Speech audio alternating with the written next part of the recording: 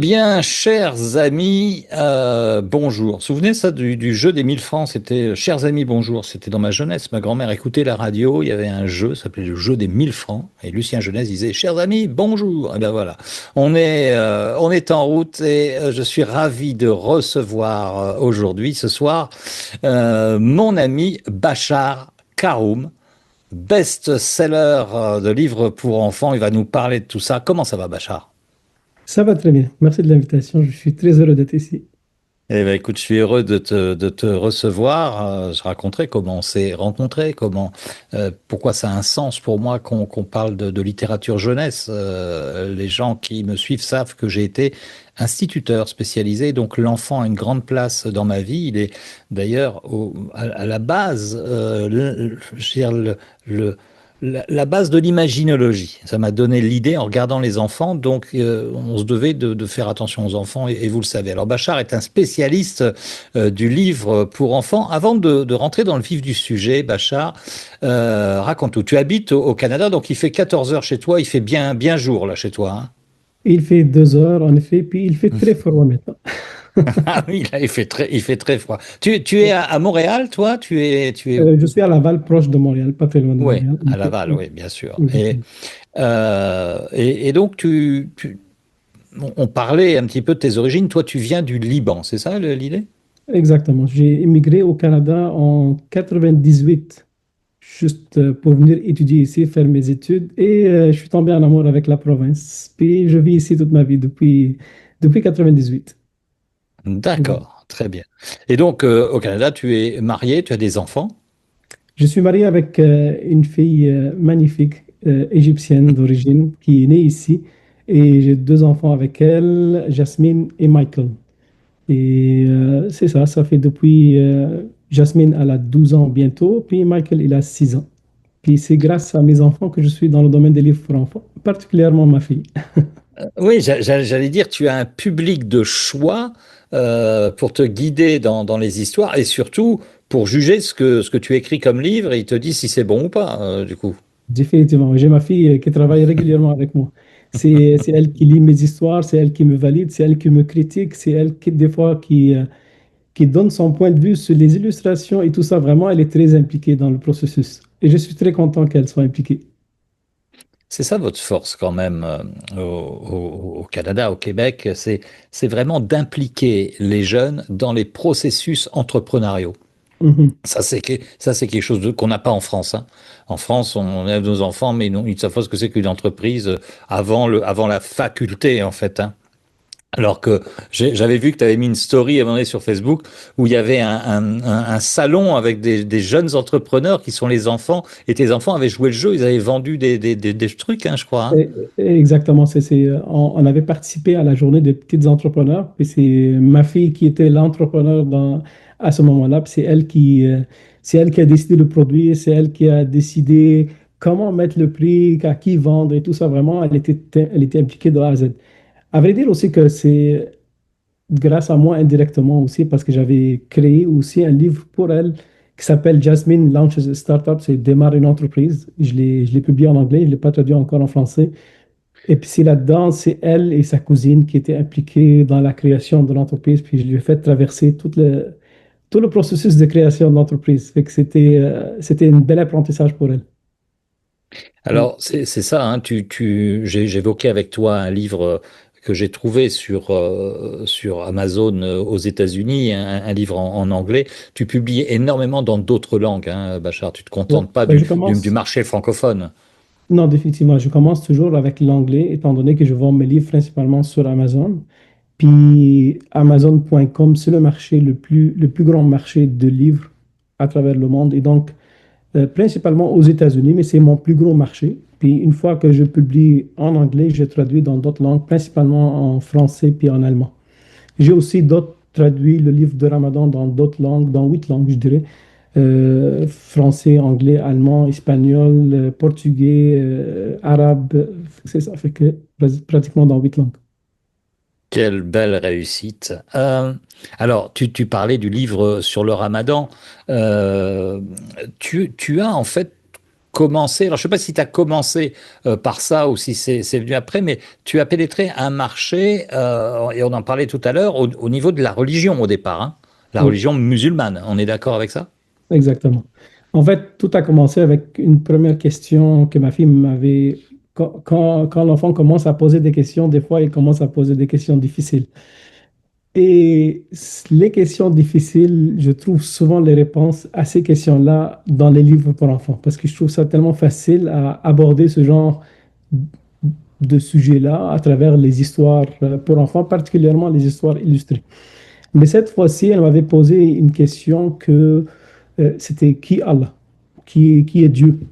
Puis moi, j'avais un ancrage négatif de la manière comment j'ai été, comment j'avais cette perception de Dieu quand je vivais, quand je vivais au Liban. Et donc, je voulais pas transmettre la même perception ou image que j'avais à ma fille. Et donc, je voulais rendre cette image-là beaucoup plus positive. Et c'est là, quand j'ai été chercher dans les livres, j'ai pas trouvé la réponse. Et donc, je me suis dit, OK, pourquoi ne pas créer une histoire, voir, pour répondre à sa question? Je ne vous cache pas l'idée que moi, j'étais très intéressé par l'entrepreneuriat et de démarrer une entreprise. Je me suis dit, OK, je vais faire un premier test. Si ce premier test fonctionne, pourquoi ne pas continuer dans cette direction-là? Et en même temps, je vérifie aussi sur Amazon pour voir quels sont les livres qui existent sur ce marché-là. C'est là que j'ai découvert euh, un certain besoin d'ouverture d'esprit dans ce contexte-là. Je me disais, moi, je viens d'une famille musulmane. Euh, Tout mon entourage, c'est un entourage qui est très modéré dans le sens où c'est pas tout le monde qui porte le voile.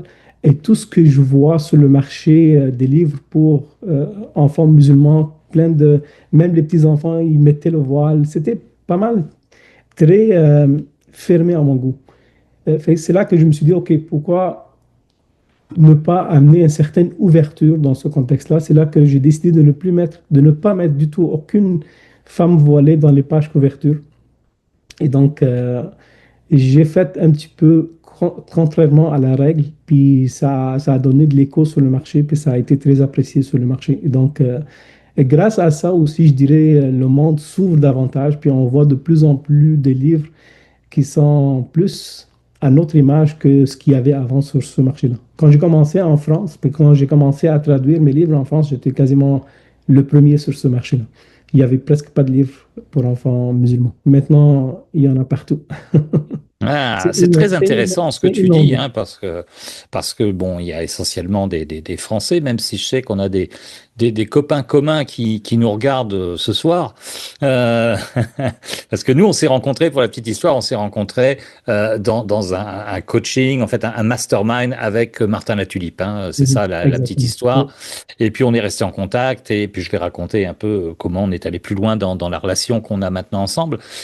Mais effectivement, c'est important parce que le voile est un problème crucial politique en France et ce que tu dis est très éclairant parce que ça va peut-être réconcilier. Puis on va parler de ton livre de Noël, mais il faut savoir que toi, tu es marié avec une femme qui est chrétienne. Exactement. Exactement. Et je suis allé avec une chrétienne, je ne sais pas, je devrais raconter un petit peu plus les détails, mais au départ, il y avait des problèmes au niveau des deux familles.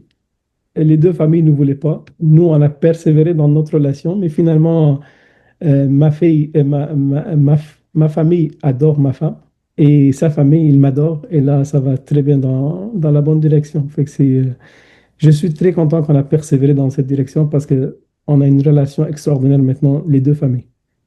Ouais, ça c'est vraiment bien. Et quand on parle d'ouverture et de vivre ensemble, là, ça a tout le sens qu'il y a actuellement dans les religions. On est, nous, en plus, en période de Noël, qui est une période importante pour les chrétiens. Exactement. C'est une grande période. Et tu as sorti un livre, justement, sur le partage et un Noël partagé entre une famille marocaine, musulmane et, Ça, et c'est une bien famille aimé. chrétienne. C'est ça l'idée. Ouais. Raconte-nous un peu, Bachar. En fait, l'idée est venue du fait que, en tant que musulmans, ceux qui viennent de l'étranger pour venir vivre au Canada, les musulmans ont tendance à ne pas vouloir célébrer Noël euh, dans le contexte dans la société. Donc, on essaye on essaie d'éviter de fêter Noël pour les enfants musulmans pour éviter de les influencer d'une manière ou d'une autre. Probablement à changer de religion ou autre, je sais pas. Bref, c'est pas quelque chose qui est naturel chez les parents musulmans. Et vu que moi, mes enfants sont un petit peu mixtes, et donc j'ai pas vécu cette différence-là, mais je voyais ça dans mon entourage. C'est là que j'ai eu l'idée de faire, de sensibiliser un petit peu les parents musulmans que c'est bien le partage, c'est bien de célébrer Noël et c'est bien euh, qu'on soit tous ensemble dans cette diversité-là. Et c'est là, l'idée vient d'une famille marocaine qui vient d'immigrer au Canada et que la fille, elle voit la beauté et l'expérience et la joie du Noël, puis elle voudrait célébrer cette fête-là. Mais sa mère, elle était un petit peu réticente. Mais à un moment donné, elle a succombé à la tentation de sa fille, puis elle a décidé de vivre Noël à travers son ami qui l'a invité chez elle pendant la période de Noël. Et donc, à travers l'histoire, je fais vivre à Fatima et sa mère la joie et la magie du Noël, puis comment les deux familles maintenant adorent Noël, puis comment elle se fait inviter à la fin pour la fête du Ramadan. Bref, je veux pas dire plus parce que Tu vas pas dévoiler, tu vas pas spoiler ton c'est- livre, hein. Exactement. Voilà. Super. Donc ce livre, il est disponible bien sûr sur Amazon et Effectivement. Amazon.fr, hein, il y est Oui. aussi, À hein, en noter que ce français, livre-là, un détail, ce livre-là a été écrit en collaboration avec Benoît Chalifou, un conférencier et auteur connu québécois. Et en France aussi, il est très connu. Il n'a pas voulu mettre son nom sur la page principale parce que il préférait que je mette mon nom essentiellement, mais on a quand même pas mal collaboré dans la création de l'intrigue et tout en arrière-plan. Fait que je tiens à souligner son nom. D'accord, merci. Ça lui fera certainement plaisir en regardant cette interview. Alors, Bachar, tu es un expert, tu es, comme je dis, best-seller. On peut donner un chiffre tu as une idée de combien tu as vendu de livres? Tu as une idée de ça, à Le peu mois près? passé, on a dépassé 300 000 livres sur Amazon, juste sur Amazon. Puis j'en ai reçu pas mal de commandes externes, des librairies ou des écoles de l'extérieur de Amazon. Ça, je ne les comptabilise pas. Fait que c'est probablement 310 000 ou quelque chose de genre. Ce qui est énorme. Sur un Ouais. mois, hein, on est d'accord, c'est sur un mois. Sur, Sur combien de temps? 310 000 livres? c'est sur depuis que j'ai commencé. Ah, depuis que tu as commencé. Donc, ça, Ouais, ouais, depuis que depuis j'ai que t'as- commencé. Ouais, ouais, pas, depuis que pas un seul mois. C'est sûr que non. Ah, ça serait bien, tu serais content, Ouais, c'était sur un seul mois. définitivement. Ouais. C'est peut-être des objectifs que tu peux Ouais, avoir, ouais, mais définitivement. en tout cas, c'est déjà énorme. C'est vraiment best-seller. Hein, quand Mhm. je vois, moi, mon livre pour enfants, voilà, j'aimerais bien être à toi. Mais ça viendra. Et je vais Ça viendra. revenir là-dessus et je reviendrai là-dessus. Bah, je vais le dire tout de suite parce que le livre pour enfants que j'ai écrit, que la communauté qui nous écoute majoritairement connaissent les aventures de Lina et Nilo avec l'arbre. En fait, ça faisait longtemps que je voulais faire un livre pour enfants et avec l'imaginologie, je dis il faudrait rapprocher tout ça. Et l'arbre, c'était quelque chose de majeur pour moi.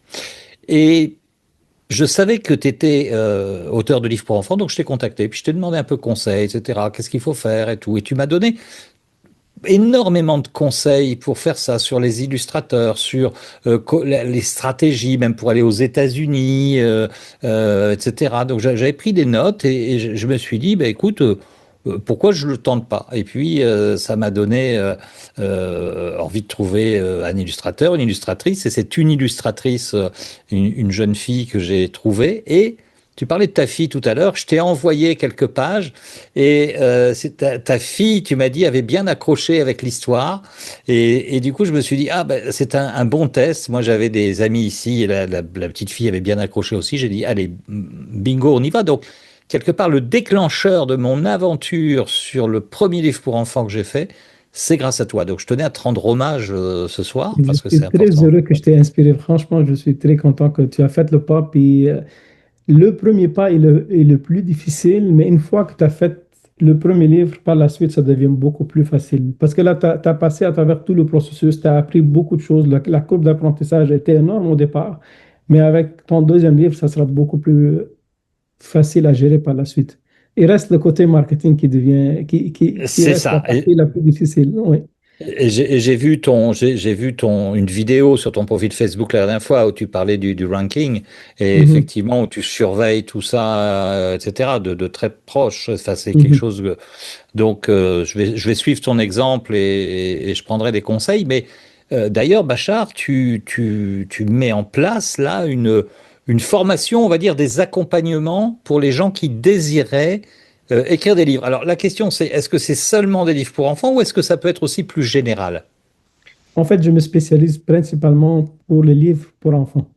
Et si on veut zoomer encore plus pour les albums illustrés pour enfants. Je suis en train de devenir le spécialiste francophone dans ce domaine. Je me spécialise spécifiquement pour les enfants. D'accord.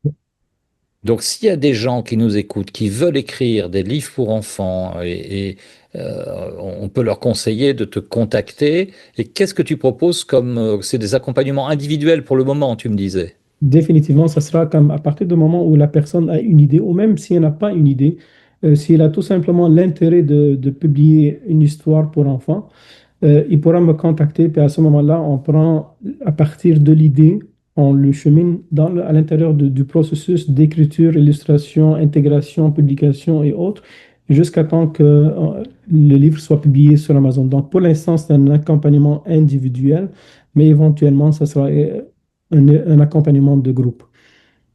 D'accord. Avec une application, hein, tu me disais, tu mets Mais en place tout on est ça. à l'étape de développer une application. On est au tout début.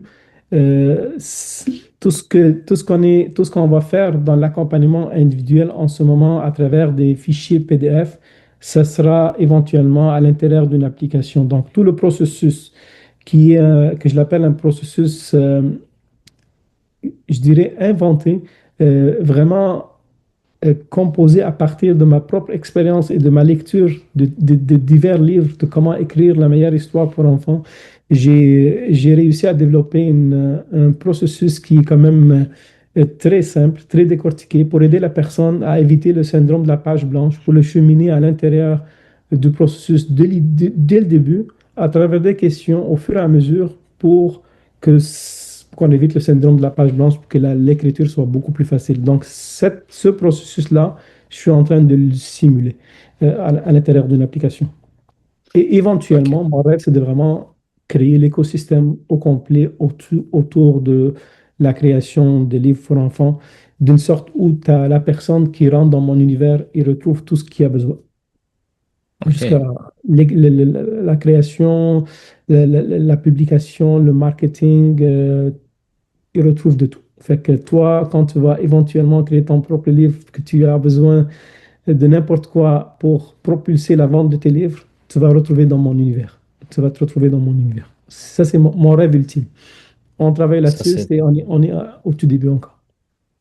extraordinaire. Alors, tu parlais effectivement ce livre qui est à l'as, tu l'as fait pour ta fille sur les questions, etc. Comment tu considères, toi, aujourd'hui, le livre jeunesse, la littérature jeunesse, c'est quoi un livre pour enfants? Qu'est-ce que ça doit apporter? Ouais, Quelle est c'est ta vision là-dessus? un livre jeunesse. Honnêtement, moi, je ne voyais pas l'importance de ces genres de livres que jusqu'à temps que j'ai commencé à lire à mes enfants des histoires. C'est là que je vois à quel point ça impacte les enfants. À partir du moment même euh, où tu t'assois, c'est souvent avant le coucher, à partir du moment où tu commences à te mettre avec ton enfant, cette connexion-là, c'est vraiment incroyable parce que c'est un moment de sécurité pour l'enfant. L'enfant, pendant cette période-là, il est comme est très réceptif, il est très ouvert à t'écouter. Puis une fois que tu termines la lecture de l'histoire, ça devient beaucoup plus facile de te partager tout ce que lui est arrivé dans sa journée. Moi, mon fils, quand je lui pose la question après son école, comment ça a été sa journée, ou des questions pour lui faire soutirer l'information, comment ça a été sa journée, il me raconte jamais. J'attends toujours le meilleur moment qui est l'après-lecture, l'après-lecture de l'histoire. À ce moment-là, c'est le meilleur moment. Il me raconte tout, puis ça devient un moment vraiment très agréable. Puis, fait que c'est ça. Puis si jamais tu as, quelque chose à transmettre à ton enfant ou tu as quelque chose euh, à ajuster ou à corriger chez ton enfant, le meilleur outil, c'est vraiment les histoires pour l'enfant. Parce que si nous, en tant que parents, on a tendance à donner plein de conseils. Puis souvent, les conseils, ça marche pas beaucoup avec les enfants. Mais quand tu lis une histoire, puis que, mettons que ton enfant a une faiblesse, exemple, la confiance en soi, puis que tu lui lis une histoire sur la confiance en soi, puis le personnage principal, il manque de confiance en lui, puis là, on voit tout de suite que l'enfant se connecte émotionnellement, automatiquement avec ce personnage, il se voit à l'intérieur de l'histoire, la connexion devient automatique, puis quand ce personnage-là traverse tous les obstacles, puis trouve une solution par la suite, naturellement, l'enfant, il a tendance à l'imiter. Ça devient comme un exemple, lui, puis il a tendance à l'imiter. Fait que c'est vraiment très puissant de lire pour un enfant une histoire. C'est extraordinaire ce que tu dis parce qu'il y a plusieurs choses que je retiens. C'est un lieu de sécurité de Oui. raconter une histoire. Et les enfants aujourd'hui, dans notre monde actuel, qui est bouleversé par plein de choses, qui voient leurs parents très anxieux. En tout cas, je pense qu'au Canada, c'est probablement plus calme au Québec que chez nous en France. Si moi, je suis un peu loin parce que j'habite en Espagne, mais euh, on sent qu'effectivement, il y a une population angoissée avec des phénomènes anxiogènes. Et de fait, ça se reporte car les enfants sont des éponges et les parents ramènent ces problèmes-là, mettent la télé, des choses comme ça. Il y a des informations, il y a des choses et ce temps de raconter des histoires, il est majeur pour moi. Et c'est tout ce qu'on appelle, nous, en imaginologie, toutes les métaphores et on a des programmes pour accompagner les enfants. Et effectivement, on est toujours dans des métaphores. Et tu as raison de souligner qu'un enfant s'identifie très vite. C'est toute la quête du héros. Avec, Mhm. il y a un héros qui a une problématique, il y a des embûches, il y a des alliés, et il va résoudre à la fin, et du coup, il est heureux. Donc ça, c'est toute Mhm. la thématique de ça. Et c'est tellement important. Et ce que tu dis, ce qui vraiment m'interpelle, c'est l'enfant, grâce à une histoire, il va pouvoir répondre à tes questions sur comment il va, quelle est sa température émotionnelle. Et c'est Mhm. ce temps important que tu passes avec lui. Et je dis toujours aux parents, et je coach aussi les entrepreneurs, et de dire à ces entrepreneurs qui s'en veulent, ils disent, ah mais il faut que je passe beaucoup de temps avec mon enfant. C'est pas tant la durée que tu vas passer, c'est le temps émotionnel. Et Mhm. raconter une histoire, se poser avec un livre, c'est du temps émotionnel. Et même si on passe un quart d'heure, 20 minutes, ça va tellement être riche pour l'enfant. Tu es d'accord avec ça? Définitivement. Définitivement. Définitivement. Parce que des fois, on a de la difficulté à aborder des sujets très émotionnels. Par exemple, tu as beau à dire à ton enfant ou de lui trouver des stratégies de ne pas avoir peur durant la nuit. Mais souvent, ça ne fonctionne pas les stratégies que tu leur racontes ou tu leur dis ou tu essayes. Ça ne fonctionne pas jusqu'à temps que tu ouvres un livre devant eux et que le personnage il a peur aussi du noir. C'est là que tu vois que les émotions se vivent, ne se racontent plus. Là, il vit les émotions, il vit la peur, et il voit dans le personnage principal ce que lui réellement il vit.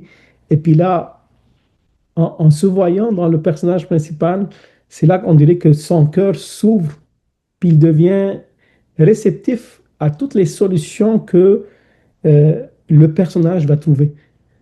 Et c'est là que tout à coup, il y a quand même un déclic, il y a une transformation, il y a une transformation qui arrive, puis c'est là que l'enfant, il y a comme quelque chose qui a décliqué dans sa tête, qu'il y a quelque chose il s'est senti vraiment compris à travers ce personnage, puis toutes les solutions qu'on amène sur la table, ça devient beaucoup plus, trouve un terrain fertile beaucoup plus que si c'était un conseil tout froid par un parent. Bien sûr, et c'est comme ça qu'apprend l'enfant, hein, au départ par mimétisme avec les neurones miroirs. Bah, Mhm. effectivement, ça fonctionne de la même manière. C'est il a un modèle, il regarde et il dit waouh, mais lui aussi il a cette problématique-là, il peut faire ça. Alors je donne un petit truc quand même pour les parents qui ont des enfants qui ont peur du noir et des monstres, hein. Il ne sert à rien de dire à un enfant tu sais, les monstres, ça n'existe pas. Ça, c'est pas possible. Ça va pas le rassurer. On peut ou regarder sous le lit avec lui, dire regarde, il y a rien, etc., etc. Ça va pas le rassurer non plus. Ce qui va rassurer un enfant, c'est la présence du parent et de dire, tu sais, si jamais il y a un monstre qui arrive, tu m'appelles et moi, le monstre, il a très peur de moi et il va paraître. Et c'est cette reconnaissance de la peur. Ça, c'est un petit truc que je donne souvent aux parents parce Mhm. qu'il y a plein de parents qui savent pas comment faire. Mais il y a sur des histoires, et j'espère que tu vas nous créer une belle histoire sur la peur du noir. Elle existe déjà peut-être, je ne sais Ouais, pas. Hein, hein. Mais en tout cas, ça ben, serait bien. dans le fond, tous les thèmes qui sont déjà abordés, moi, j'essaie toujours de penser à un nouvel angle qui n'a jamais été traité encore C'est ça. pour créer quelque chose de nouveau sur le marché aussi. C'est ça, parce que oui, il y a des livres sur l'égoïsme, il y a plein. D'ailleurs, quand Mhm. tu regardes je suppose que tu fais ça sur Facebook, sur les groupes de littérature jeunesse, etc., il y a plein de parents qui disent je cherche pour Noël un livre pour. Alors, c'est très spécifique en plus, c'est des problèmes Mhm. très spécifiques sur les trucs, et ils cherchent un peu le miracle. Mais comme tu disais, on peut aussi avoir une discussion avec son enfant à partir d'une histoire qui n'a peut-être rien à voir d'ailleurs. Et Mhm. comme ça ouvre l'imaginaire, En fait, c'est définitivement vrai ce que tu dis aussi, parce que ma fille, étant très curieuse, elle veut tout savoir sur ce qui m'est arrivé pendant la guerre au Liban et pendant mon enfance, puis comment j'ai vécu toute mon enfance.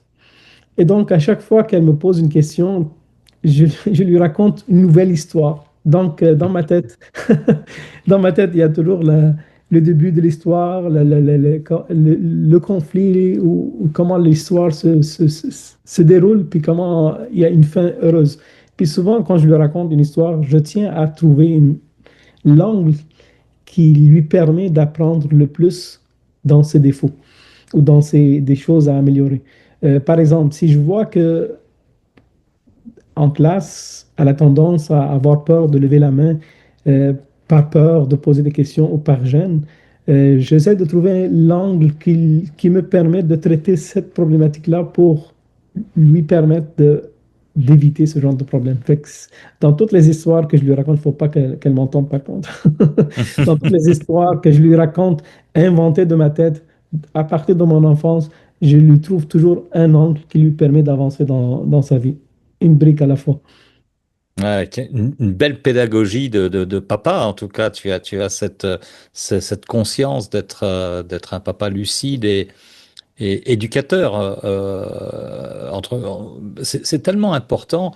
Aujourd'hui, je trouve que beaucoup de parents délèguent l'éducation de leurs enfants à l'école. Or, ce n'est pas le rôle de l'école d'éduquer les enfants. Le rôle de l'école, c'est de donner des apprentissages, mais certainement pas d'éduquer. Et le rôle du parent, il est là et tu l'exprimes tellement bien.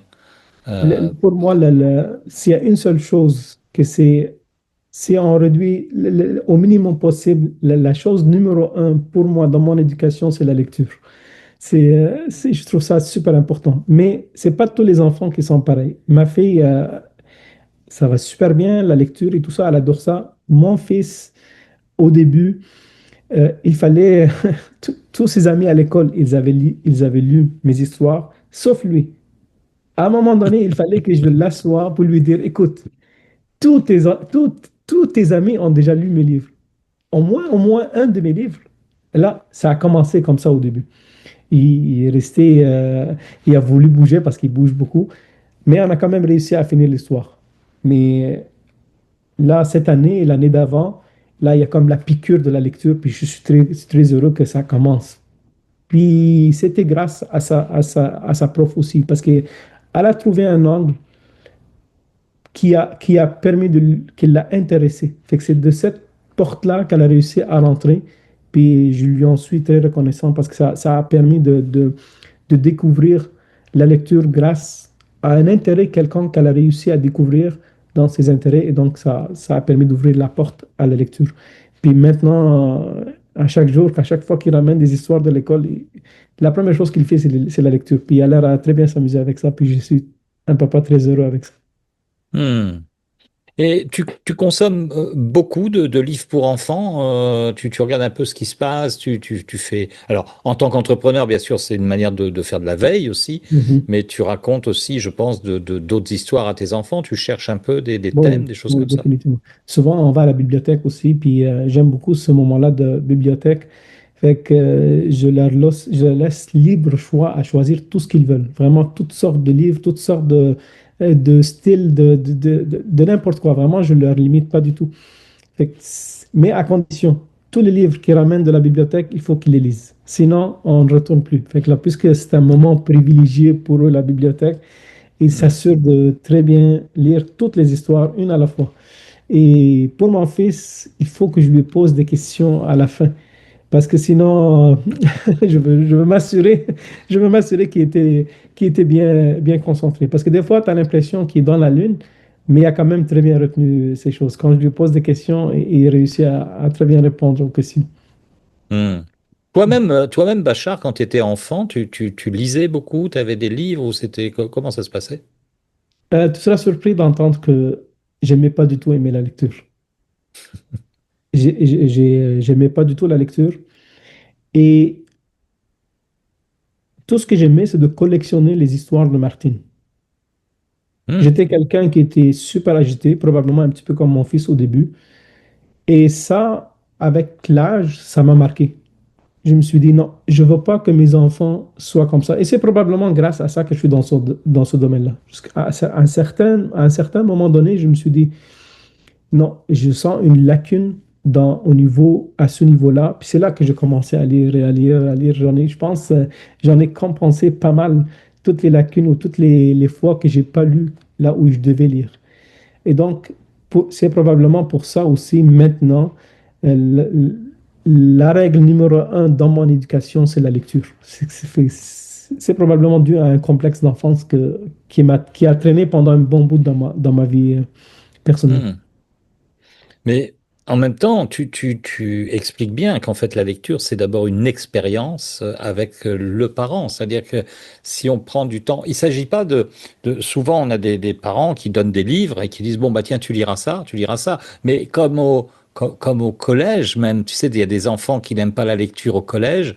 Et pourquoi? Parce qu'il y a des enseignants qui ne savent pas donner l'expérience de la lecture.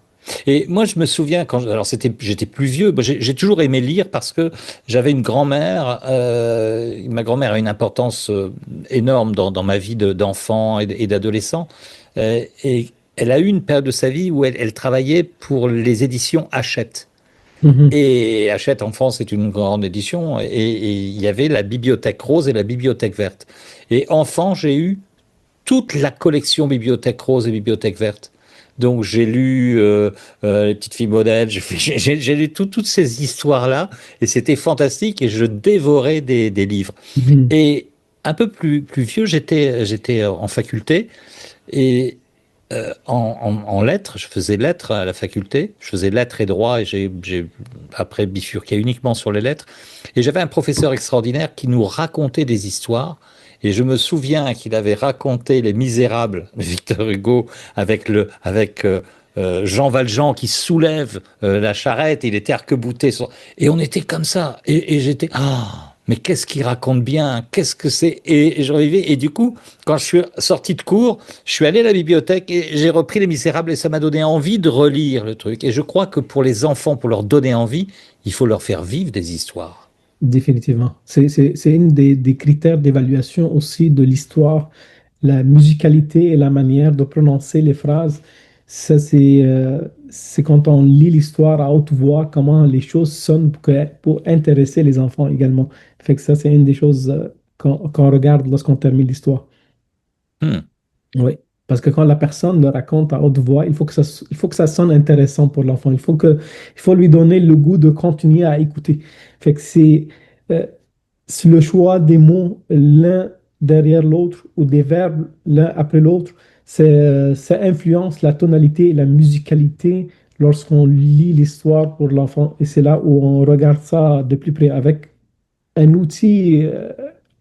Avec un outil qu'on est en train de développer, ce genre de truc, ça se valide beaucoup plus facilement que si c'était manuel. Fait que l'outil va aider beaucoup dans cette direction.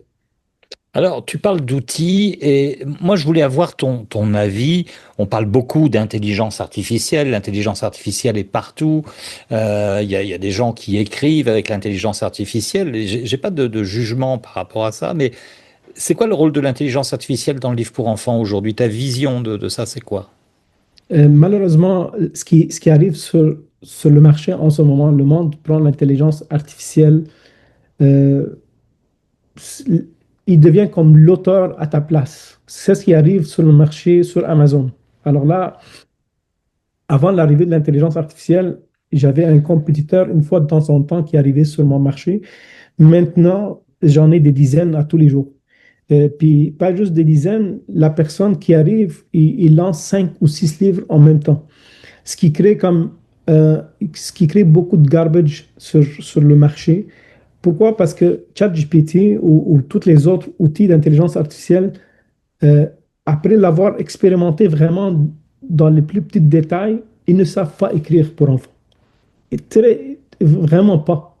Euh, ils- aucun suivi des standards, aucun suivi des meilleures pratiques, la longueur de l'histoire, l'âge, vraiment, il te sort une histoire très banale, pas basée sur une bonne structure, pas basée sur toutes les tonnes de validation qu'on devrait valider. Fait que ça manque énormément. Ça devient comme un handicap sur ce marché-là que de l'aide. Tandis que moi, la manière comment je l'utilise, ce qu'on est supposé l'utiliser d'ailleurs, c'est de vraiment l'utiliser comme un outil d'aide à l'écriture. Et donc, ça te permet de valider si les mots que tu utilises, ils sont adaptés aux enfants de 5 à 8 ans, par exemple.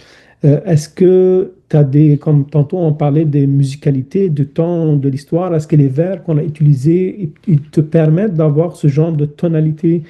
Euh, la validation de la structure de l'histoire, est-ce que ça tient la route? Ça, on est capable de valider ça.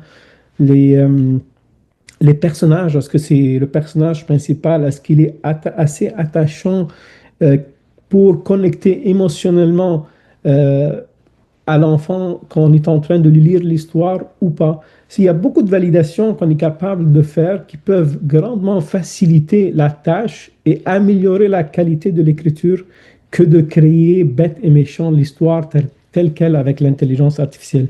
Et donc, ça, ce que j'essaye indirectement de refléter dans mon application, tout ce genre de validation et d'amélioration de l'écriture de l'histoire pour ressortir avec un produit beaucoup plus de qualité que si tu étais tout seul à écrire l'histoire, versus que de l'écrire telle qu'elle avec l'intelligence artificielle. Hmm. Au niveau des illustrations, est-ce que l'intelligence artificielle a un rôle? Alors, pour tout te dire, moi j'avais, au départ, quand j'ai commencé les aventures de Lina et Nilo, je dis, bah, tiens, je vais demander à ChatGPT de voir, ou à Midjourney, etc., de voir des illustrations.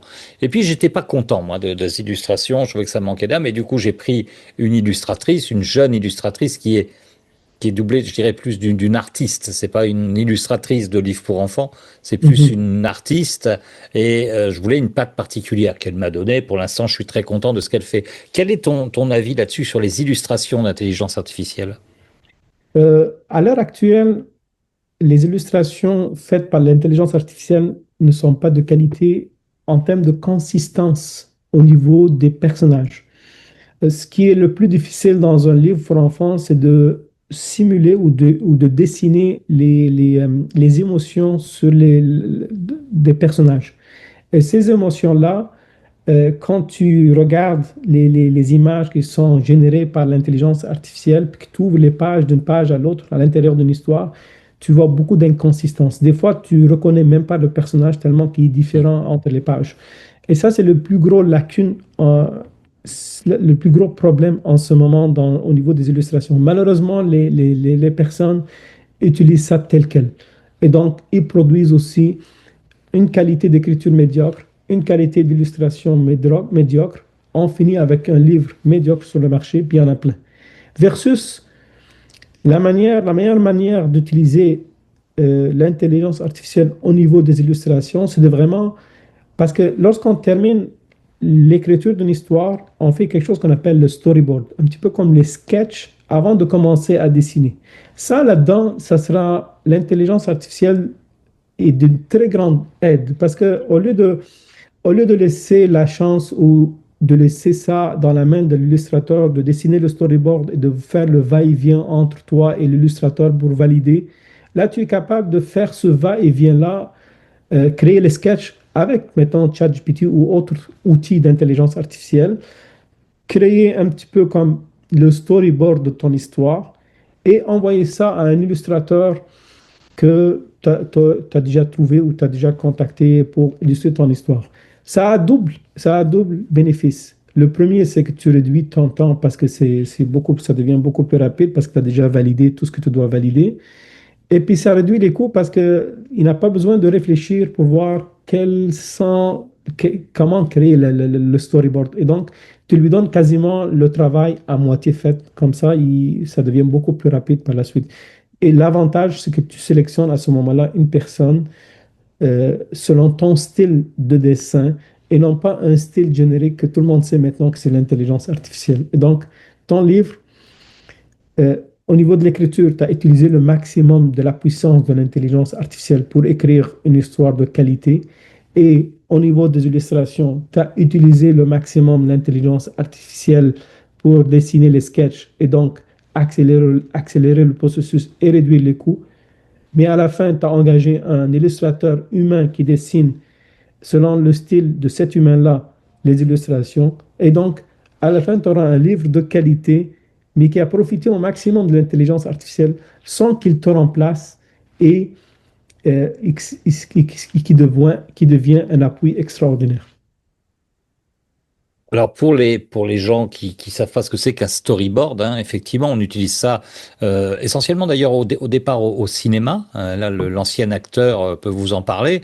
Effectivement, le scénariste écrit un scénario et le réalisateur doit réaliser ça. Et on fait appel à des storyboarders qui vont Mhm. faire un peu la bande dessinée, en tout cas les plans Ouais. euh, qu'on doit avoir à la caméra. Et comme ça, le réalisateur, c'est aussi très important parce que il a dans sa tête ce qu'il veut réellement et il a l'image et il dit ah oui, c'est ça que je veux. Il peut faire corriger par le storyboarder, etc. Donc c'est le même principe finalement Exact. de ça et c'est important. Et tu m'avais donné d'ailleurs cette notion-là, je me souviens, et tu m'avais même donné un exemple d'un storyboard. Enfin, je crois que j'ai l'image de ça sur un personnage. C'est très basique hein, au départ, mais c'est effectivement ça permet de bien penser aux scènes qu'on veut dans le livre. Et tu as raison de souligner la pauvreté, et ça c'est le travers qu'on va avoir avec l'intelligence artificielle. Je ne prends qu'un exemple, ce sont aujourd'hui les posts LinkedIn. On est tous les deux sur LinkedIn, et je suis effaré, c'est-à-dire que je ne trouve aucun intérêt à lire des posts LinkedIn. Ils sont tous formatés de la même manière. Mhm. C'est-à-dire que c'est une sorte de bouillie verbale. Les gens publient pour publier, pardon, mais ils ne disent pas de choses intéressantes. C'est tous les mêmes. C'est-à-dire que, et ça, parce que c'est écrit avec l'intelligence artificielle. Alors, bien sûr qu'il faut, je suis pas contre mettre des petits émoticons, etc. Et ça fait vivre un peu l'œil et c'est intéressant. Mais mais il y a une bouillie, ouais, une bouillie verbale qui est là, et on va le retrouver aussi dans les livres. Moi, je consomme un peu des livres. Effectivement, les nouveaux livres qui sortent, ben, on trouve que ouais, c'est un peu toujours écrit de la même manière, en fait. Hein. On retrouve des Mhm. automatismes. Parce que ça reste quand même une intelligence artificielle et moi je m'en sers dans l'écriture parce que j'écris beaucoup.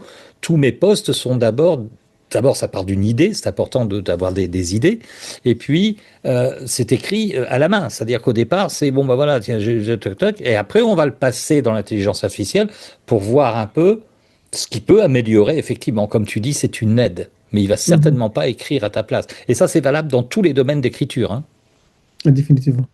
Je réalise aussi que à travers mon expérience, mais à travers mes lectures parce que j'essaie le plus possible, étant donné que je me perfectionne maintenant dans les albums illustrés, à lire des livres sur comment perfectionner l'écriture des histoires pour enfants. Il y a une grande différence d'un livre à un autre en termes de méthodologie. Donc, il n'y a pas une méthode standard qui existe sur le marché. Et moi, j'essaie de collecter tout ça ensemble pour former ou pour créer ma propre formule. Et donc, tu peux imaginer aussi que l'intelligence artificielle n'a aucune de ces quand j'ai lu le dernier livre sur l'écriture, sur l'art de perfectionner l'écriture des histoires pour enfants, je me suis dit, ok, je connais déjà tout. Et là, j'étais très surpris que j'ai encore appris de nouvelles choses que j'avais jamais vues sur ChatGPT ou autre. Et donc, à l'heure actuelle, même lui-même, ChatGPT, quand je lui ai questionné, il m'a dit non, je ne peux pas, moi, te créer une histoire basée sur les meilleures pratiques parce que ma base de données ne me permet pas de créer une histoire. Il n'y a pas assez de data qui me permet de créer une histoire de qualité pour enfants. Il a répondu que pour les livres euh, pour adultes, selon les thèmes, les livres qui existent beaucoup, donc quand il y a un sujet qui est beaucoup traité, c'est là que, oui, il peut peut-être créer de meilleurs résultats, mais à l'heure actuelle, pour tout ce qui est pour enfants, c'est très médiocre. Je- c'est ça, c'est très médiocre. Je te Mais rassure une dernière chose que je voudrais rajouter aussi par rapport aux illustrations, avant de fermer le parenthèse pour les illustrations, euh, la technologie avance très rapidement à ce niveau-là. Et donc, d'ici l'année prochaine, peut-être toutes les anomalies qui existent en ce moment, ils seraient déjà perfectionnés d'ici là. Probablement, on migre vers une façon automatique d'illustrer les histoires pour enfants d'ici un an ou deux, gros max. Fait que les illustrateurs, ils vont perdre de plus en plus leur emploi, à mon avis. C'est, Mais comme déjà, tu sais, moi je suis coach dans l'imprimerie en France. Hein. Je travaille pour la fédération patronale de l'imprimerie. Et j'ai préparé des jeunes aux Olympiades des métiers en France et des jeunes graphistes notamment. On a préparé des champions du monde en graphisme, en graphisme qui sont des Français. Et ces gens-là, aujourd'hui, je leur avais dit il y a longtemps, je dis faites attention parce que aujourd'hui, il n'y a plus personne qui a besoin de vous pour faire un logo. C'est terminé, c'est effectivement. des métiers qui ont déjà disparu. Et quand on voit la qualité même de ChatGPT sur l'illustration d'un poste, par exemple, quand il a compris ce que tu voulais, quand tu sais lui expliquer, il te sort aujourd'hui des images. Alors, certainement pas pour faire un livre pour enfants, mais pour une image unique, c'est quand même assez étonnant. Il y a dans le Mhm. détail, si lui donne, j'ai illustré beaucoup dans le style fantasy à un moment donné, beaucoup de mes formations, de mes postes, et j'ai travaillé là-dessus avec un prompt particulier. Et j'étais assez content de ce qui me sortait. C'était assez fin et il avait compris en même temps quel était mon univers sur l'imagination et il me sortait des choses très précises. Et puis j'ai changé mon fusil d'épaule. Aujourd'hui, je travaille plus avec des photos, mais c'est très intéressant et tu as raison de dire que ça va mettre en péril des illustrateurs. Alors, sauf si on a développé peut-être, et quel est ton point de vue là-dessus? Moi, je suis en train, par exemple, avec Maëlle, Maëlle Bachelier, qui est une jeune illustratrice, je suis en train de développer une collaboration et j'aimerais bien qu'on aille sur plusieurs livres. Et tu m'as enclin, tu m'as dit, j'espère que tu vas écrire d'autres livres, Lou. Et donc, bien sûr que je vais le faire. Mais après, on peut avoir aussi un coup de cœur comme un partenariat qui devient en fait une signature, une patte avec un illustrateur particulier. Tu penses quoi Mhm. de ça? L'auteur Euh, et c'est l'illustrateur. c'est un couteau à double tranchant, je dirais. Mhm. J'en ai déjà vu des séries qui ont très bien fonctionné, puis des collègues qui sont aux États-Unis principalement. Puis j'en ai vu aussi d'autres cas où, mettons que la personne a décidé d'écrire 7 livres, que l'illustrateur le lâche en plein milieu, comme à la troisième livre. Fait que là, qu'est-ce qu'on fait? Est-ce qu'on arrête le projet au complet ou on trouve d'autres illustrateurs qui ont le même style? L'idée, deux personnes ça leur est arrivé, ce que je viens de mentionner, c'est ils devaient trouver un illustrateur qui ressemble le plus euh, au style qu'ils avaient déjà dessiné le premier livre. Mais malheureusement, ça n'a pas bien fonctionné parce que les personnes ou les enfants qui se sont attachés émotionnellement à, à leur héros de l'histoire, et ils ne le voient plus de la même façon. Et donc, Hmm. ce projet-là est tombé à l'eau. Mais c'est sûr que c'est toujours mieux de penser en mode série, que ce soit... euh, ben, si on prend juste le côté technique de Amazon, Amazon aime beaucoup tout ce qui est série, parce qu'à partir du moment où un livre réussit sur Amazon, euh, toute la série oui, par la suite. Et le livre, ça devient un succès automatiquement grâce aux autres livres qui ont eu le succès avant ce livre-là. Et donc, c'est ça. Fait que c'est un couteau à double tranchant, puis, mais ça vaut le risque. Ça vaut le risque. Oui, ça vaut le risque, je pense, dans la relation éthique qu'on peut créer avec quelqu'un. Et tu sais, moi, j'ai été un grand, grand lecteur de bandes dessinées, et c'est fréquent que dans les bandes dessinées, en fait, il y ait un dessinateur ou qui disparaît parce il est mort simplement, ou parce que Mhm. ils s'entendent plus, et il y a un nouvel illustrateur. Et ce que tu dis est très vrai, c'est qu'à un moment donné, on perd un peu ses repères en tant que lecteur. On trouve les traits, on dit oh j'aime pas trop, j'aime pas trop. Mais finalement, j'ai envie de dire que c'est quand même l'histoire qui est primordiale. Et on raccroche des fois à l'histoire et on se dit, ah ouais, ah, c'est quand même une belle aventure, etc. Donc, à voir. Mais peut-être aussi, Important. Ouais, important ici. L'enfant, il s'attache beaucoup émotionnellement au héros de l'histoire.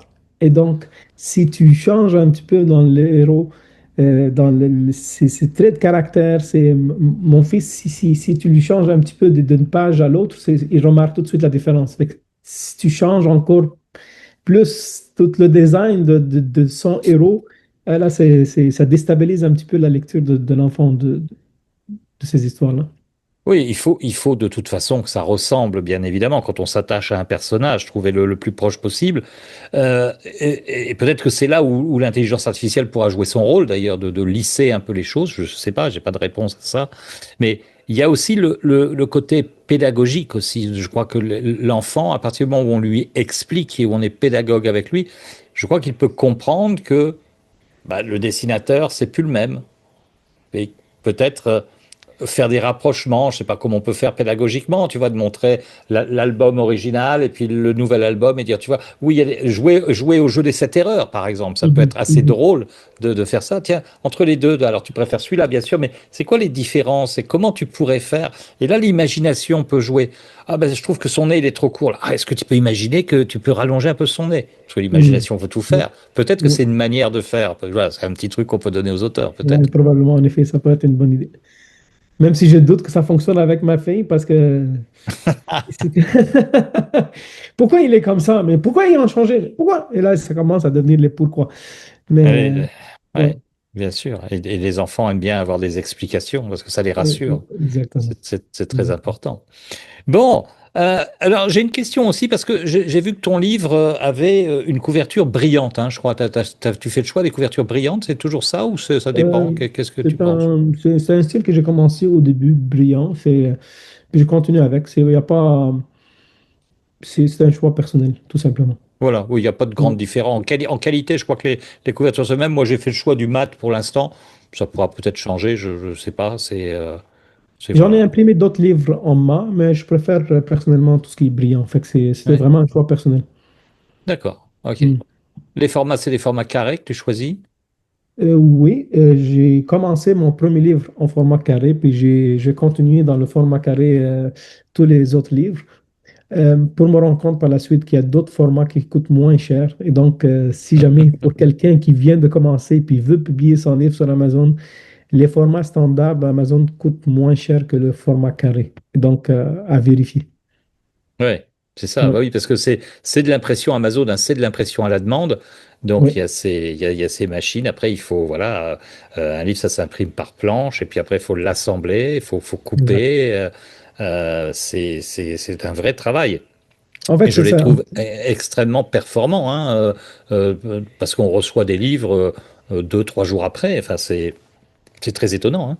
Puis la beauté de tout ça, pour ceux qui commencent, c'est que tu n'as pas besoin de te casser la tête avec la gestion du stock, l'impression, la livraison, le retour et tout ça. Fait que tu as juste à te concentrer sur la production de ton livre. Puis par la suite, le marketing. Moi, mon avantage durant la période la plus chaude de l'année, c'est que je suis quasiment le seul parmi mes compétiteurs qui ne manque pas de stock. Euh, puis je réussis à avancer et dépasser mes compétiteurs grâce à ça, des fois.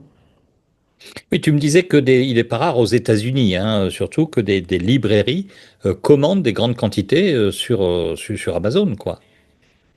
Euh, Pas nécessairement sur Amazon, mais directement, ils me contactaient directement via LinkedIn. Même si euh, je sais pas, j'ai pas mentionné ça au départ dans mon entrevue.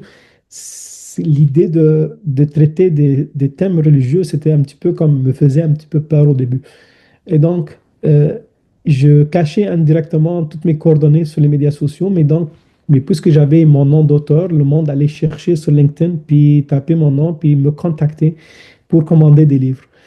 Au départ, je l'ai repoussé, mais quand ça commençait à devenir de plus en plus nombreux, je me suis dit, OK, la fois où j'ai failli ne pas accepter une personne, je l'ai accepté parce qu'ils ont commandé 500 copies pour une école à Nashville, le livre sur le démarrage de l'entreprise pour ma fille. Puis ils ont adopté mon livre pendant toute l'année sur une expérience entrepreneuriale. C'est le livre de l'entrepreneuriat que j'ai créé avec ma fille. Et sans cette connexion externe, j'aurais pas pu avoir cette commande de 500 livres. Voilà. C'est intéressant la collaboration que tu as avec ta fille. Tu nous l'as expliqué en début d'entrevue.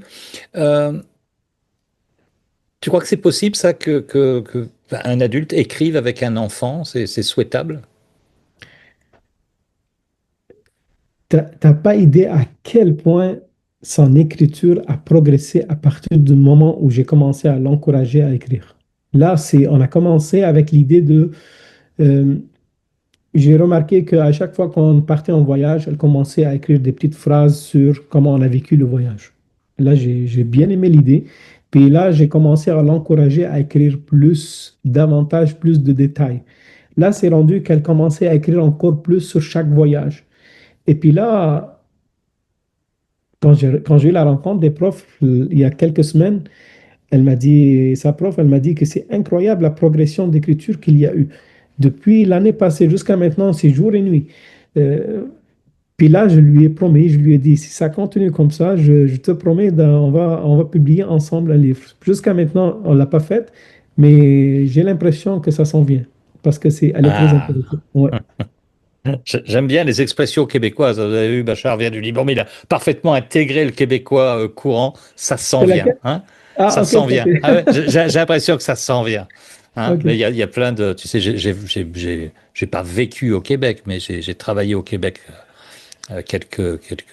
pendant 2 ans, donc je connais bien la culture québécoise que j'adore.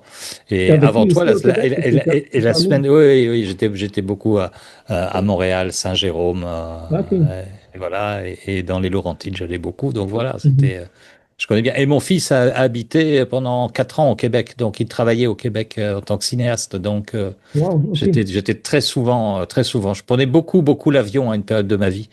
Pendant 2 ans, j'ai pas arrêté de faire des allers-retours. Et c'était très fatigant. Mais ça m'a plu, c'était bien. Et Là, peut-être on va refaire des stages parce que la semaine passée, on était avec une chamane du Québec, mhm. Rebecca Lalouf chamane. On a fait une entrevue et on a peut-être l'idée d'aller faire des stages en France et au Québec. Donc, je vais peut-être y revenir pour faire des petites choses comme ça de développement personnel. Ça pourrait être Très bien. intéressant. Ça me fait plaisir de t'accueillir au Québec. Eh ben oui, ça te fera plaisir de te voir. Parce qu'on se connaît juste virtuellement pour l'instant. On ne s'est jamais vu en Ah ben personne. on ne s'est jamais vu, Ouais, c'est on ne ça. s'est jamais vu, mais on aura l'occasion, je pense, parce que Ouais. ma femme rêve de découvrir le Québec. Elle ne le connaît pas et je lui ai promis qu'on irait En euh, été surtout. là-bas. Oui, on était, oui, mais je connais les deux. Je connais l'hiver. Je me suis promené dans des tempêtes de neige dans les Laurentides, vraiment, à pu retrouver trop la maison où on était, à Mhm. secourir des gens qui étaient tombés dans le bas-côté, là, tu sais, avec leur voiture, Ouais, ouais. et qui d'appeler les urgences, tout ça. Enfin, c'est des épopées, hein. Mais il y a une belle mentalité. Enfin, j'aime beaucoup et il y a des choses à faire. Euh, tu disais que tu avais une demande à un moment donné tu pensais pas traduire tes livres en allemand et tu as eu vraiment une demande là-dessus. C'est ça. Au début, je me concentrais surtout sur le marché américain, jusqu'à temps qu'une maison d'édition, rappelle-moi aussi de te dire où est-ce que j'ai publié ailleurs aussi, j'ai oublié. Jusqu'à temps qu'une maison d'édition allemande me contacte pour traduire un de mes livres, qui est le livre de Ramadan. Et donc, c'est là que ça m'a donné la puce à l'oreille. Je me suis dit, ah oui, est-ce qu'il y a une demande en Allemagne? Je n'ai jamais pensé qu'il pourrait être un marché intéressant pour mes livres. C'est là que j'ai été faire plus de recherches. Puis c'est là que j'ai commencé à traduire mes livres. Le marché allemand, c'est un marché très intéressant, mais c'est un marché très particulier aussi. il dort toute l'année. Pendant la haute saison, il se réveille tout à coup, ils achètent en masse. Puis là, dès que la période du Ramadan se termine, là, il se réendort à nouveau pour l'année prochaine. Mais, euh, mais c'est un marché très, très intéressant, définitivement. Et Alors, puis, ce que je voulais te dire aussi tantôt, j'ai été contacté par la première maison d'édition en Indonésie pour traduire deux de mes livres. Et donc, j'ai deux livres en indonésien publiés par une grande maison d'édition là-bas depuis 2 ans. oui, parce qu'il y a en Indonésie, il ne faut pas oublier que c'est un pays Musulman. musulman, hein. Il y a Mhm. beaucoup de musulmans en Indonésie et donc c'est intéressant. Tu me disais à un moment donné que bon, tu as fait toute ta carrière au départ sur des livres attachés à la religion. Tu nous l'as expliqué avec cette vision d'ouverture que tu as amenée. Et tu me disais que tu voulais aussi maintenant peut-être aller plus sur le développement personnel, un peu plus. C'était ça Mhm. que tu souhaitais faire? En fait, ça a commencé avec des histoires religieuses. Et après qu'on est arrivé à publier une dizaine de livres, c'est là que je me suis arrêté et j'ai commencé à analyser mes livres. Et j'essaie de voir quelle est la trame de fond qui, euh, qui a fait en sorte que j'écris tous ces livres-là. Finalement, j'arrive à une conclusion que ce qui m'intéressait le plus, c'est de vraiment comment faire transmettre à l'enfant, euh, comment aider l'enfant à ce qu'il devienne une meilleure version de lui-même, comment il mieux se comporter envers lui-même puis envers les autres, tout en s'appuyant sur la religion. Et donc maintenant, je veux continuer à faire la même chose, mais avec d'autres outils que la religion, euh, en se concentrant principalement maintenant sur le développement personnel. Et c'est là que je souhaite accompagner les gens dans la direction de tous les livres qui traitent le développement personnel chez les enfants.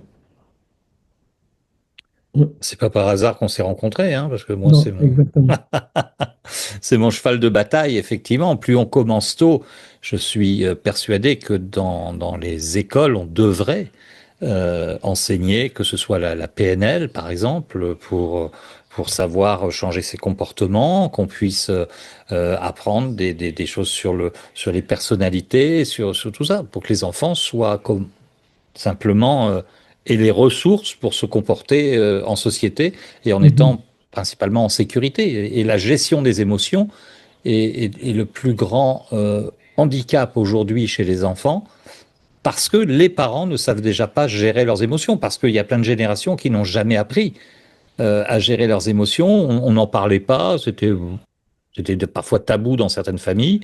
Bah, c'est comme ça que ça doit être, hein. On a entendu pendant des années un garçon ça pleure pas, par exemple, hein. Il y a exactement. plein Oui. de gens En effet. qui sont et c'est encore tenace, hein. J'ai des exemples hein, de clients qui ont cette vision-là et ça handicape vraiment les enfants. Donc c'est Mhm, une très très bonne idée d'aller là-dedans, de donner des outils.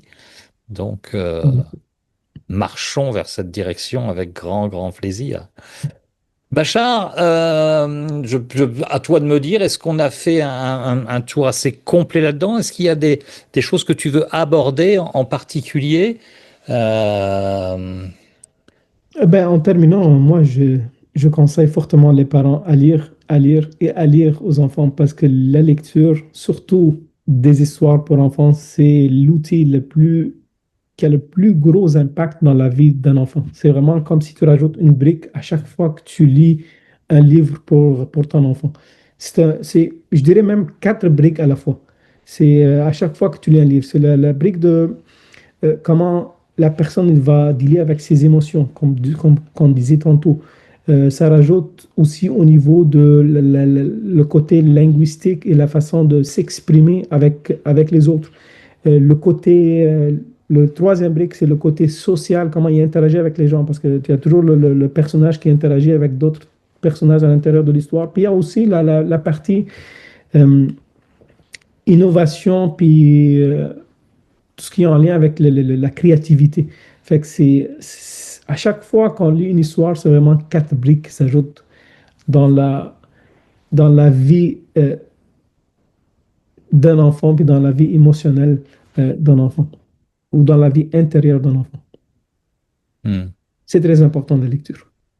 Bien sûr que c'est important. Et quand tu parles d'émotion, tu sais, je me suis mis à relire un livre de jeunesse. Alors, c'était pas, j'étais déjà non, dans la préadolescence, mais je sais pas si tu as lu cette histoire de Fenimore Cooper, c'est le dernier des Mohicans.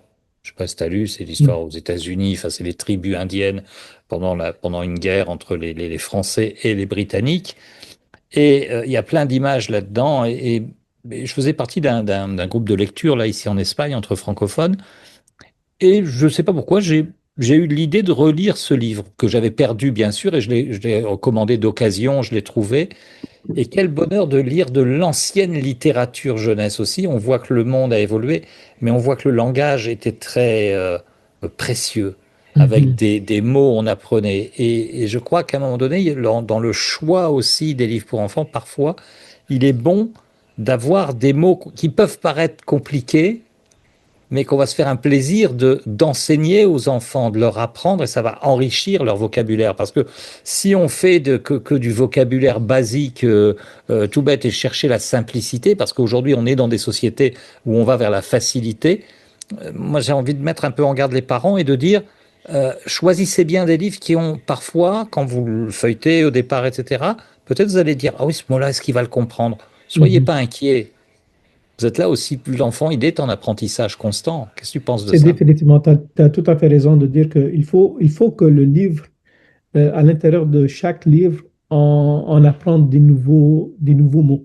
Même si c'est des mots complexes, il ne faudra pas qu'il y en ait beaucoup, sinon l'enfant va perdre l'intérêt, mais il faut qu'il y ait un certain pourcentage de nouveaux mots pour que l'enfant enrichisse davantage son vocabulaire. 100%. Bien. Alors, je crois qu'on a fait un joli tour sur la littérature jeunesse. J'encourage les gens de ma communauté qui peuvent peut-être avoir des velléités à écrire des histoires, parce que je sais qu'il y a des jeunes parents parmi les imaginologues, et que c'est un bel exemple ce que tu as fait. Tu as écrit d'abord pour tes enfants, pour répondre aux questions de ta fille, le premier livre. Donc, ça, c'est tellement important. Donc, vous pouvez écrire et puis surtout rentrer en communication avec Bachar, qui est un expert qui pourra peut-être vous guider dans son nouveau programme qu'il est en train de monter, dans ses accompagnements. Moi-même, j'ai bénéficié de certaines choses et peut-être que je vais revenir aussi voir Bachar pour apprendre, et notamment en marketing, parce que moi, ça pêche, parce que c'est bien Exactement. d'écrire des livres, il faut un peu les diffuser, hein, parce que sinon, on imprime 3 livres, on est content. Il y a eu il y a eu le syndrome de l'écrit à un moment donné avec le Covid, tu sais. Il y a des tas de gens qui ont écrit des livres, mais qui n'intéressent personne et qui ils en ont vendu 3 à leur famille, ils en ont donné 10 à leurs copains, et puis c'est tout. Ils sont restés avec des stocks sur les bras et c'est dans les cartons dans la cave. Et c'est dommage parce qu'un livre, ça doit être lu, ça doit être véhiculé. Et quand on a des bonnes histoires à raconter, et si on les a testées sur nos enfants, c'est peut-être bien d'aller te voir, Bachar, je crois, parce que Mhm. tu es pour moi l'expert là-dedans, et tu m'as tellement aidé au début de cette aventure que je conseille vraiment de te suivre. Alors, on n'a pas répondu à vos questions ce soir parce on était dans notre conversation, et je pense qu'il va y avoir des commentaires. Et si vous avez des questions, je vous invite, hein, cette vidéo va être sur mon profil à un moment, enfin pour tout le temps. Donc, si vous avez posé des questions, on y répondra. N'hésitez pas à poser ces questions en revoyant cette vidéo, et puis Bachar viendra faire un petit tour sur mon mur. Et il n'y a pas de questions apparemment. Sissi qui surveille, Sissi est mon épouse, elle me dit donc il y en a pas. Donc les gens sont bouche bée, ils regardent, mais peut-être qu'il va y avoir, comme c'était quand même une entrevue technique sur le livre pour enfants, il va y en avoir probablement. N'hésitez pas à poser vos questions. Voilà. Ben, je termine en disant que si moi j'ai réussi à écrire et percer dans ce domaine, je peux dire que n'importe qui peut le faire. Parce il y a quelques mois avant de faire ce premier pas, jamais j'aurais pensé que je pouvais écrire une histoire pour eux. Merci pour, d'une part, cette humilité, et puis cette leçon de vie de dire que, ça c'est une grande leçon de développement personnel, que nous pouvons tous faire des choses extraordinaires à partir du moment où on fait un premier pas. C'est 100%. juste ça, hein. Puis qu'on a l'intention d'aider les enfants, tout simplement. C'est ça, parce que c'est l'important. Ça, c'est toujours, c'est mon credo, c'est de dire que, de toute façon, l'avenir de notre monde, il est dans les mains des enfants, hein. C'est bien ça, et que Exactement. nous avons juste le devoir de les aiguiller, comme on peut le faire pour en faire des meilleurs humains possibles. Mais comme il dit Martin Latulippe, meilleurs humains, meilleurs demain, c'est ça? Oui, C'est oui, ça ce oui, qu'il dit. oui. Mais meilleur humain, meilleur demain, tout à fait. Ouais. C'est tout à fait ça. Et c'est une Mhm. éducation. Et voilà. Donc, je recommande vraiment ton livre sur le vivre ensemble parce que cette période de Noël, là où il y a les trucs avec les crèches, etc., là, un Noël à partager, là, ça peut vraiment mettre des choses au point avec les enfants et sur les questionnements plutôt que d'être contre toujours, mais plutôt d'être avec et de vivre ensemble. Ça peut être une belle leçon d'humanisme, en tout cas. Et pas que des belles paroles. Bachar, je 100%. te remercie infiniment pour cet entretien, d'avoir pris le temps d'être avec nous en France à cette heure-ci. Ça m'a fait Euh, grand plaisir. Puis je te remercie de mon côté également pour cette belle entrevue. J'ai vraiment apprécié nos échanges. Et puis, si jamais il y a quelqu'un dans ton cercle ou dans ton réseau qui souhaite ou qui a une idée qui commence à germer dans sa tête puis qui souhaite aller un petit peu plus loin, il n'hésite pas de me contacter, ça me fera un grand plaisir. Merci beaucoup, Bachar. Bon, nous, on se perd pas de vue, on se reparle très vite. Je te souhaite une belle journée. Bonne soirée à tout le monde en France, en tout cas, Belgique, Suisse, et puis à tout bientôt. Merci, Bachar. Bye bye. Bonne soirée tout le monde. Merci beaucoup.